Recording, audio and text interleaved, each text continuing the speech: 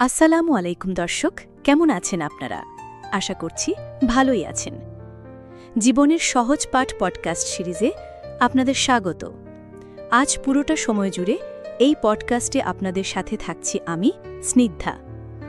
আজ আমরা আলোচনা করব জাপানি মিনিমালিজম বা সহজ জীবনচর্চা থেকে শেখা 10টি শক্তিশালী ও গভীর জীবন পাঠ নিয়ে।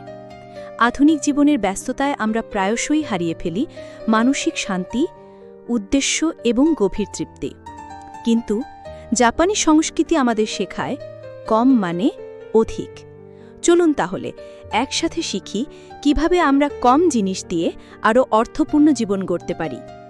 প্রথম শিক্ষণীয় বিষয় হল যা আছে তার প্রতি শ্রদ্ধা দেখানো। জাপানি প্রতিটি বস্তু, ইভেন ছোট একটি চামচও মূল্যবান। জিনিসপত্র সংরক্ষণ মানে কৃতজ্ঞতা প্রকাশ করা। আপনি যেসব জিনিস ব্যবহার করেন না সেগুলোর জায়গা দখল করে রাখা মানে নিজের জীবনের স্থানকে অসম্মান করা। আজ থেকেই শুরু করুন।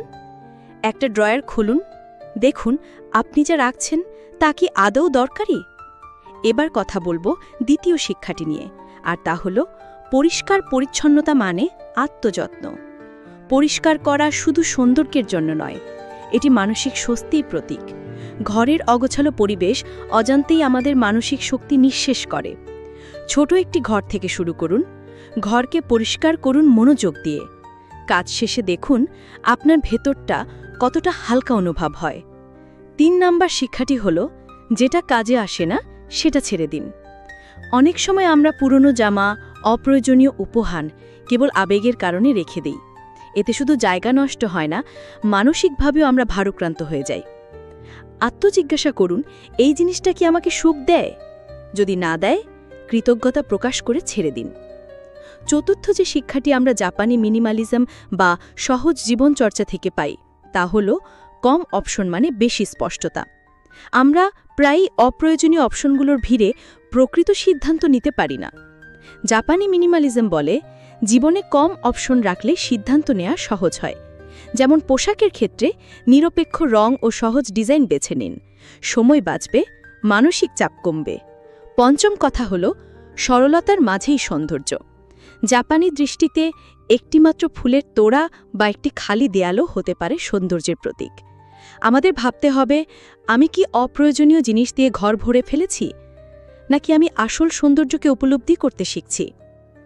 ষষ্ঠ যে শিক্ষা তা খুবই গুরুত্বপূর্ণ, আর তা হল প্রকৃতিকে ঘরে আনুন।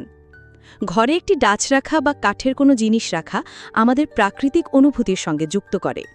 এটি শুধু শোভা বৃদ্ধি করে না, মানসিক প্রশান্তিও এনে দেয়। আপনার ডেস্কে একটি ছোট গাছ রাখুন, এটাই শুরু। সপ্তম শিক্ষা হল কম কিনুন, সচেতনভাবে কিনুন। আমরা অনেক সময় না ভেবে কেনাকাটা করি, পরিণামে তা অপ্রয়োজনীয় হয়ে পড়ে। জাপানি দৃষ্টিভঙ্গি বলছে কোনো কিছু কেনার আগে নিজেকে প্রশ্ন করুন, এটা কি সত্যিই দরকার? সচেতন ভোক্তা হয়ে উঠুন। অষ্টম ব্যাপার হল গুণমানকে প্রাধান্য দিন, পরিমাণ নয়। জাপানি মিনিমালিজমে একটি জিনিসই যথেষ্ট, যদি সেটা দীর্ঘস্থায়ী, কার্যকর এবং সুন্দর হয়। রান্নাঘরের একটি ভালো ছুরি অনেক সময় 10টি সস্তা ছুরির চেয়ে অনেক বেশি কার্যকর হয়। কম কিনুন, ভালো কিনুন। নবম যে শিক্ষাটি আমরা পাই তা হল ফাঁকা জায়গারও প্রয়োজন আছে। জাপানিদের ঘরে অনেক সময় খালি জায়গা চোখে পড়ে। এটা অবহেলা নয়, এটাই প্রশান্তির জায়গা। ফাঁকা জায়গা মানেই মন খালি রাখার সুযোগ। এক কোণ ফাঁকা রাখুন, দেখুন কি শান্তি অনুভব করেন। সর্বশেষ ও সবচেয়ে গুরুত্বপূর্ণ শিক্ষা হল জীবনে চলতে পথে সবসময় কৃতজ্ঞতার চর্চা করুন। জাপানি মিনিমালিজমের মূল মন্ত্র কৃতজ্ঞতা। প্রতিদিন একটু থেমে ভাবুন, আপনি যা পেয়েছেন তাতে কৃতজ্ঞ হওয়াকে ভুলে গেছেন। ছোট জিনিসগুলোর মধ্যেও ভালোবাসা লুকিয়ে আছে, এটাই আসল সৌন্দর্য। আজকের পর্ব আমরা এখানেই শেষ করতে যাচ্ছি, তবে যাওয়ার আগে কিছু শেষ কথা না বললেই নয়। জাপানি মিনিমালিজম শুধু একটি ঘর সাজানোর ধারণা নয়, এটা জীবনের প্রতি একটি দৃষ্টিভঙ্গি। কম জিনিস কিন্তু অর্থপূর্ণ জিনিস, এই নীতিতে জীবন হয় সুন্দর, স্থির এবং গভীরভাবে পরিপূর্ণ। এই পর্ব যদি আপনার ভালো লেগে থাকে তাহলে অবশ্যই আমাদের ফলো করুন, শেয়ার করুন এবং আপনার জীবনকে একটু হালকা করার যাত্রায় আমাদের সঙ্গে থাকুন।